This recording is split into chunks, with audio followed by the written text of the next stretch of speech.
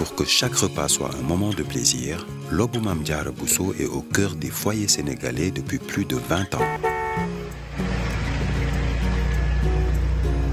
Situé au kilomètre 18 route de Rufisque à Dakar, Lobou Mame Diarra Bousso est une société 100% sénégalaise spécialisée dans l'enfûtage et la distribution de gaz butane.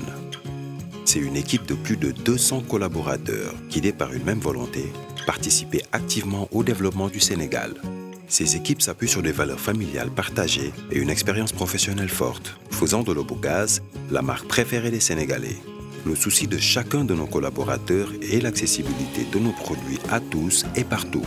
Notre leadership sur le butane, nous le devons aux ménages sénégalais qui ne cessent de nous renouveler leur confiance, faisant de nous le leader incontesté du marché du gaz, notamment de la 9 kg. Nous avons conçu cette bouteille en respectant les normes de sécurité en la matière. Cette invention est déposée auprès de l'Organisation africaine de la propriété intellectuelle. Assurément tournés vers l'avenir, nous maîtrisons toute la chaîne d'approvisionnement du gaz, allant de l'importation à la distribution sur le marché national et à la réexportation. Notre fibre patriotique, notre recherche permanente d'innovation et notre souci de sécurisation de l'approvisionnement du pays en gaz butane ont motivé la construction de 4 sphères sous talus d'une capacité totale de 6200 tonnes. Lobou Mame Diarra Bousso est ainsi le numéro 1 au Sénégal et dans la sous-région en stockage conforme de gaz butane. Nos lignes de production comportent 7 carrousels, composés chacun de 12 bascules automatiques et de 5 autres bascules manuelles, soit une capacité de production de 9000 bouteilles par heure, ce qui nous permet d'approvisionner le marché sénégalais en toute fiabilité. Le gaz butane reste un produit inflammable et parce que la sécurité est primordiale pour nous, nous avons mis en place une équipe de sécurité formée et composée d'officiers de sapeurs-pompiers, de professionnels du butane et de collaborateurs. Des simulations sont régulièrement effectuées dans l'enceinte du centre afin d'assurer la sécurité de nos travailleurs mais également des riverains. Mais nos ambitions ne s'arrêtent pas là. Nous diversifions aussi nos activités pour devenir un acteur majeur des produits pétroliers et avons lancé en 2016 notre première station-service sous la marque Lobou Oil, avec la volonté d'innover dans la distribution d'hydrocarbures à l'instar du butane. Modernité, expertise, innovation. Aujourd'hui, nous sommes engagés pour répondre aux besoins de toute la société sénégalaise. Notre professionnalisme nous a valu la confiance de nombreuses entreprises au-delà de nos frontières, faisant ainsi de Lobou Mame Diarra Bousso un acteur incontournable de la sous-région. Demain, notre ambition est de renforcer notre présence en Afrique de l'Ouest pour conquérir de nouveaux marchés. Pour continuer à vous accompagner partout, et parce que vous méritez toujours mieux, Lobou Mame Diarra Bousso ne cesse d'innover, de voir plus loin.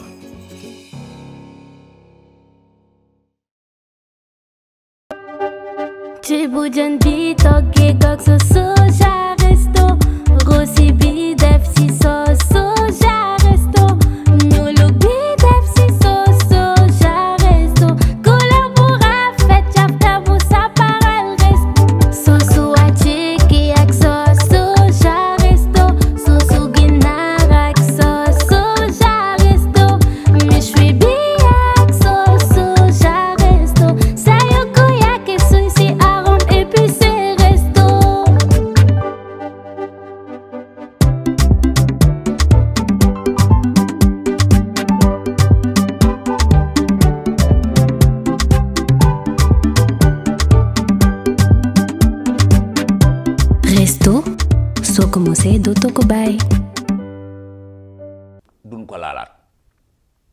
bu dul yàlla nag léegi la ñu dem yàgg ñu woote référendum yokk wàññi waaw léegi-léeg ñu woote ci assemblée yokk wàññi léegi-léeg ñu wàññi yokk waaye sunu borom ñoo ngi ci junni at ak ñeenti téeméer ak lu topp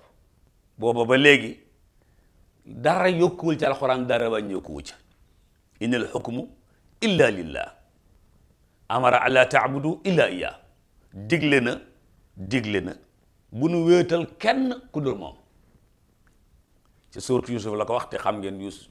suuratu Yusuf moom la ca sunu borom wax ak lam ca bëggoon ak nam amee nee na Sëriñ Cheikh Mbacke Gaynde Fatma ci kalimatullahi al-ulya ñoo ngi ci seen jataayu alqalam wa yuxaatibu nabiyya bi qawlihi taala inna anzalna ilayka alkitab bilhaq li taxkuma bayna annaas bima araaka allah ci suuratu nisa nee na borom bi wax naa kim yónni woon ci nun sallallahu alayhi wa sallam def ne ko damaa wàccee ci yow alkitaab wàcce ko nag bil xaq ci fulla ak dëgg damaa bëgg li taxkuma bayna naasi ngay atte nit ñi bi ma araaka Allahu ci li ma la wan ne nun lañu war a attee nee na yàlla wax li surat Nisaa daf na yonent bi damaa wàccee ci yow alkitaab bii dal Alxuraan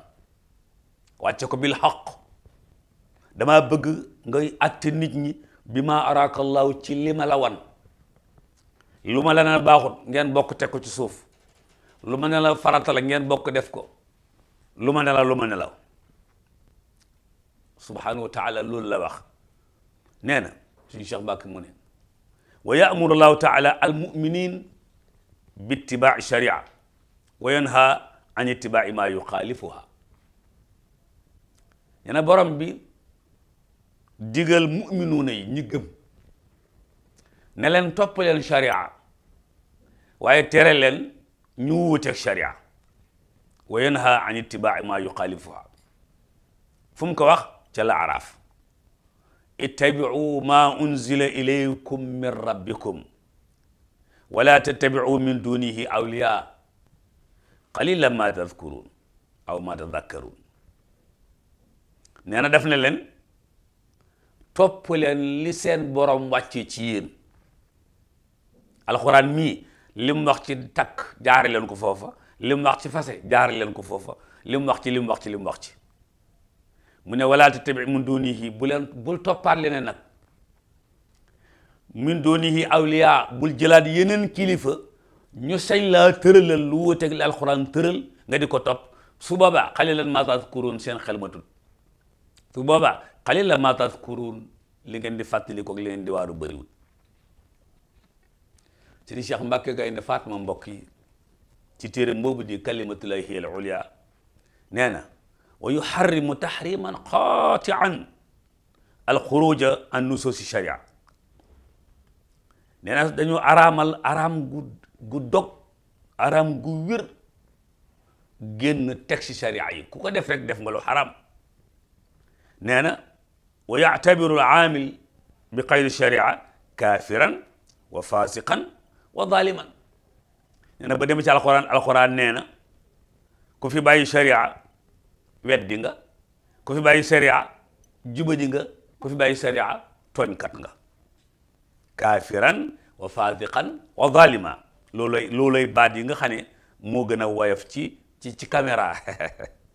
waaw kaafiran wa fasiqan wa zalima waaw weddi nga jubadi nga tooñ nga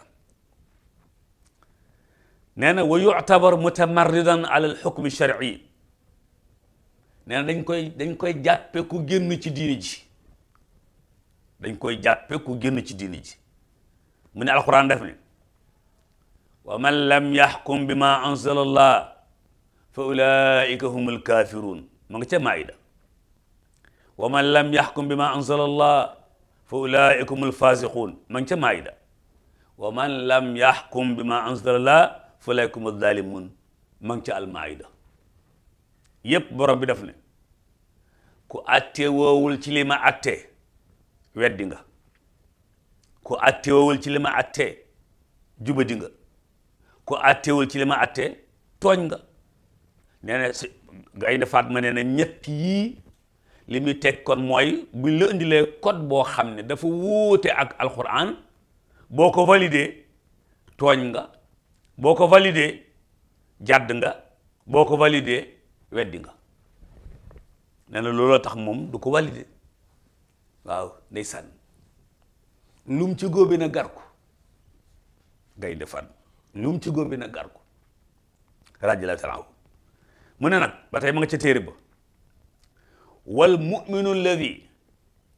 yaxtaaru min al ahkam maa lam yaxtarhu llah fa huwa daal nee na ku ne gëm na yàlla tànn atte yu bokkut ak yàlla te atte nee na jàdd na yoon wa waaw mu nga jëm Thiès dem ba jëm ñaaju jël droite doo dem Thiès de Mbuur ngay jëm wal mu'min alladi yaxtaaru min al ahkam maa lam yaxtaruhu llah fa huwa daal. waaw loolu la Gaynde Fatma bind radiyallahu taala. ñu ne ko mu ne des na sax ne na ba dema ci sootul ahzab. al ahzab mooy les coalisés. je pense que nu leen koy wax professeur. xam nga fay tey ñoo ngi ci élection yi dégg nga coalition yi. coalition bi nangam coalition bi nii la tudd coalition bi nangam rek tabarkàlla bari nañu lool. léegi nag saar bi tudd les coalisés mooy gars yi ñoo coalisé woon ngir déstabiliser diine ji, ngir rey yonent ba, ngir rey saaba ya. saar woowu Gaynde Fatma nee na ci la yàlla wax ne wa ma kaana li mu'min wala mu'mina isaa xada Allahu wa rasuluhu amra an takuna lahum alxiyara min amrihim wa man ya'si Allaha wa rasulahu faqad dalla dalalan mubina. nee na jullit bu góor sañut yàlla nii la mën a du nii. jullit bu jigéen nit sañut yàlla ne nii la mën a du nii. mu ne maa la ko wax wa ma kaana li mu'min wala mu'mina isaa xada Allahu wa rasuluhu amran an takuna lahum alxiyara. waaw nee na jullit bu góor sañut yàlla ne nii la mën a du nii. jullit bu jigéen sañut yàlla ne nii la mën a du nii. mu ne ko fi def mooy nga yàlla te ku mooy yàllaa ko yonentam faqad dal réer na dalaala mubina leer gu leer. mbokk bi yàlla jaam yàlla na kii ak seen njaboot yéen ñu seetaan ci bitim réew ak biir réew mi donc seen jotaay bii di alxalam indi tey mel ni bind moo xam ne Sëriñ Cheikh Mbacke Gaynde Fatma ibnu Cheikh Mouhamadul Moustapha ibnu Cheikh Ahmadou Bamba moo ko bind bañ ko indilee code de la famille mu bind téere ba tudde ko kalimatullahi hiya al ulya. nee na wa yatarattabu ala kawni al xukmi lillahi waxda natijataani haamataani. nee na suñu bëggee xam ne yàlla tabaraka wa taala moom rek a war a atte, nee na dañ ci am ñaari résultat yu dëgër te am solo. ba ci jiitu muy al ula thabatu al qawanin al sharciya wa istimraruha walaw taxayarat al xukkaamu wa tabadalat al ahwaalu. nee na li yàlla atte ca ba ñuy denc soxna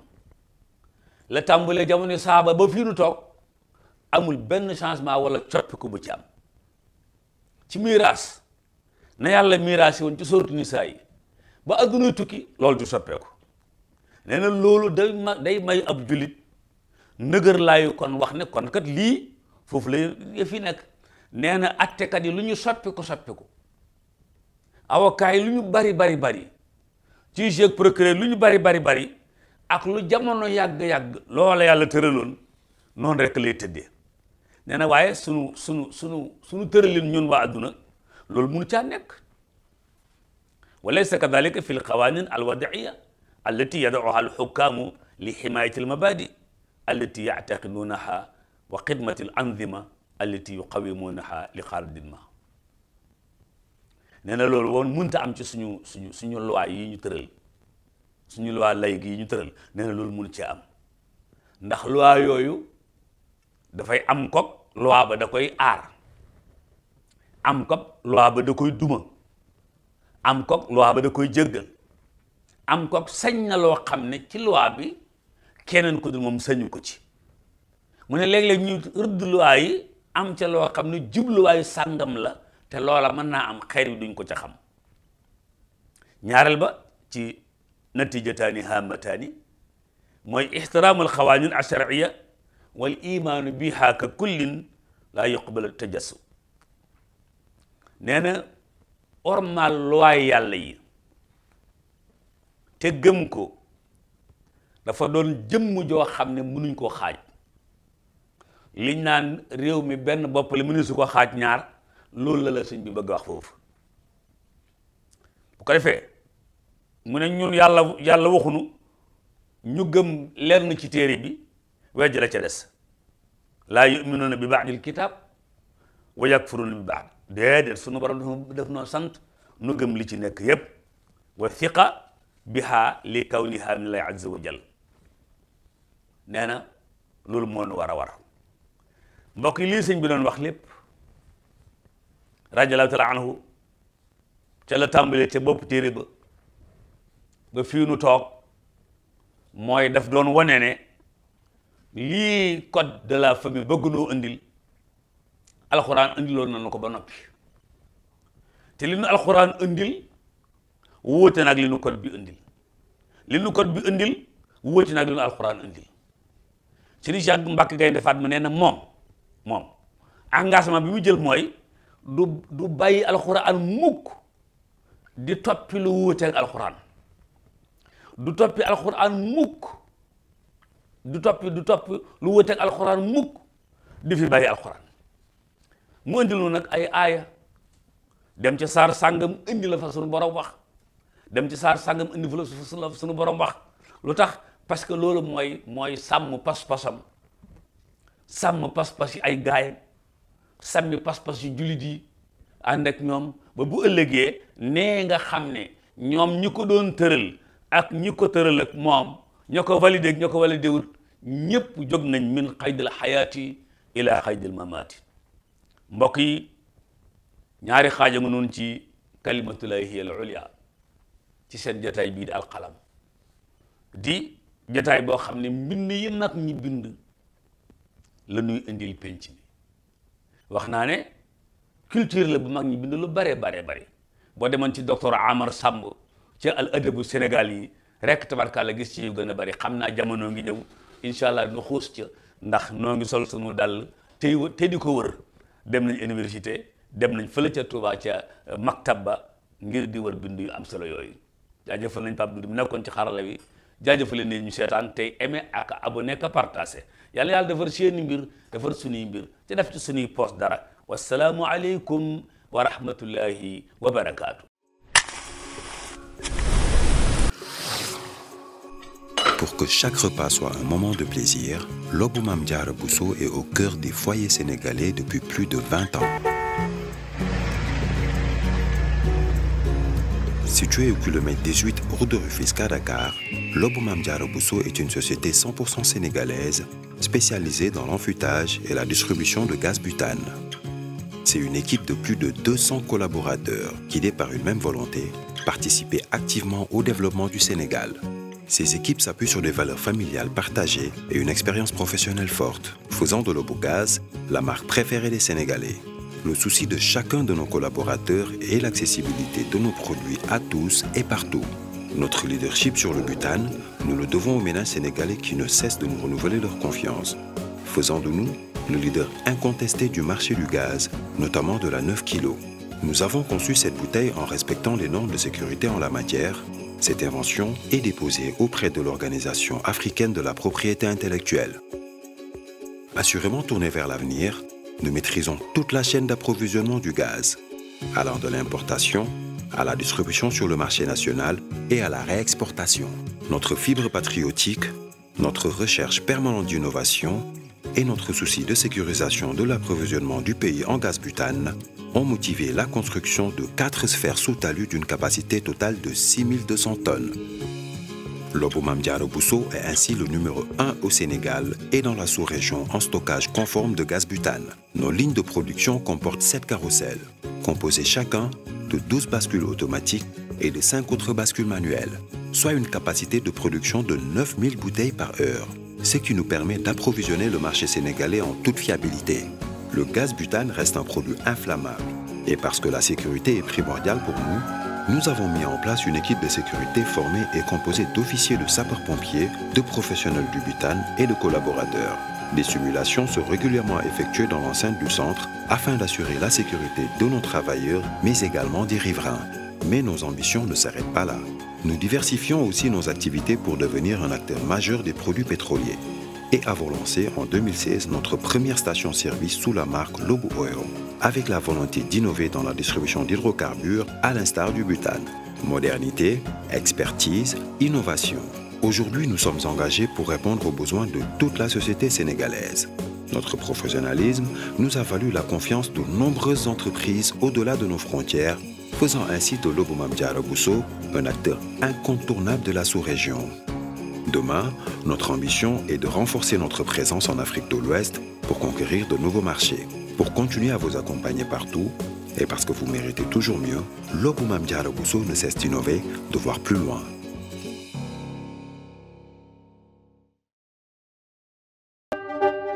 Chibujan bi toge gok so soja resto Rossi bi def si so soja resto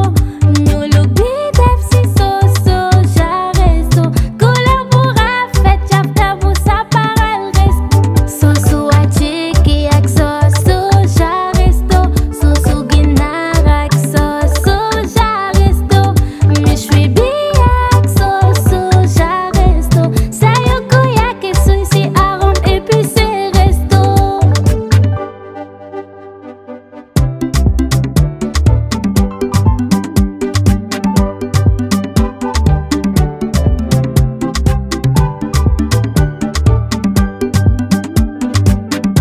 Resto, so como se do toko bay.